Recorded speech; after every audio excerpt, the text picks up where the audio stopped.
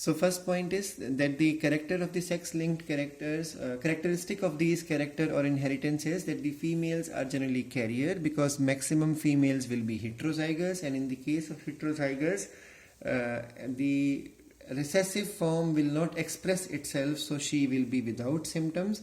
Symptoms will only come if she is homozygous, and to have a female homozygous is tough. Reason is that for such a female, both parents should contribute one recessive form of gene. Now the second point we can learn is that mostly these characters are recessive, and because they are recessive, they are easily visible and express, or they show symptom in the case of male. Now the reason is that male are hemizygous, only one X is there, hemizygous. So if it is a dominant or a normal gene, it will express itself, but even if it is a abnormal gene, it will express itself. So that's why recessive type of sex-linked characters, they are more visible, or they show their symptoms in the case of, so who suffer more for sex-linked diseases? Male suffer more, because this combination will express itself because it is hemizygous situation. That's why when it comes to harm to male and female, male suffer more for such type of diseases, and the reason is hemizygous condition, because in hemizygous condition, dominant will express itself. Even the recessive gene, disease causing gene, also will express itself. That's why they always express, and that's why males are always symptomatic. So females go without symptom, males will show symptom. Female will only show symptom if she is homozygous, but to be homozygous, have such type of parent is very rare.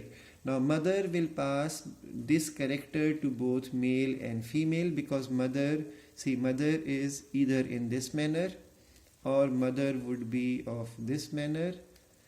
Now she can pass this X to the male, or she can pass this X to the female, even in the same case here. So mother will pass this character to both male as well as female.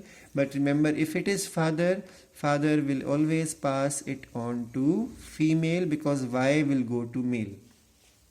Now if these characters are dominant, because I have already told maximum of these characters are recessive, so there are some rare sex-linked characters which are dominant also. So remember, if they are dominant, they do not get transmitted to the son if mother does not have it, and then they are more visible, they show their expression, or the females become symptomatic if the characters are dominant. So if a sex-linked character is recessive, it shows its symptom in the male and very rarely in the female. But if a sex-linked character is dominant, it shows its effect more in the case of females.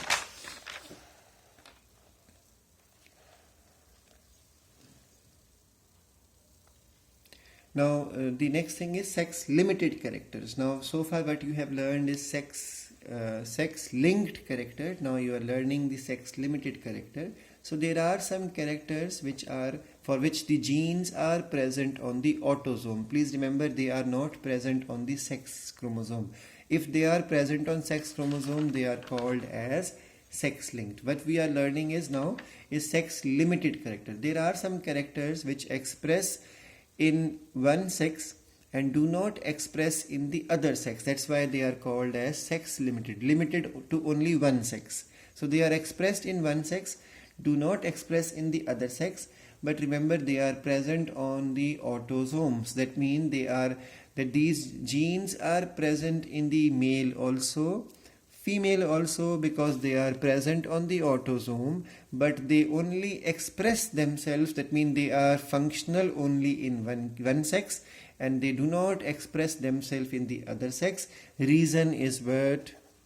Sex chromosomes. So I'm repeating again, sex-linked characters are those characters which are present on for which the genes are present on the sex chromosome. So they are not present on autosome. And then the sex-linked characters are those characters for which the genes are present on the autosomes, but they are limited. That means their function or their expression is only limited to one sex and is not present on the and is not visible in the other sex, though the gene is present in both the sexes. Reason is what? Influence of the sex hormone. So these are autosomal genes or characters for which the genes are present on the autosome, but they express only in the one sex, but they are present in both the sex. So their genes are present in both the sexes but express only in one, and the reason is these genes need a particular hormone to express themselves, and that particular hormone is sex hormone. That's why they show effect in one and do not show effect in the other sex. For example, easiest example, milk production in the case of female. So milk production genes are present on the autosome. So they are present in both male and female, but they express only in the case of female. Reason is again because of the sex hormone. And in the same manner, the pattern baldness, you all know males start getting bald sometime at the age of 20 and even 30s also. So that pattern of baldness which is present in the case of male is this gene is present on autosome.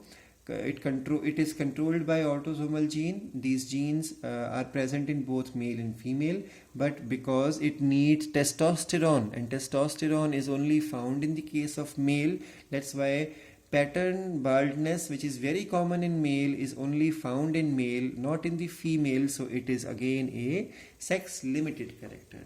Now opposite to this, there is one more character which is called as sex influenced character. So those characters which are the byproduct of the sex chromosomes are called as sex influenced character. Example, mustache and beard, which are present in the case of male.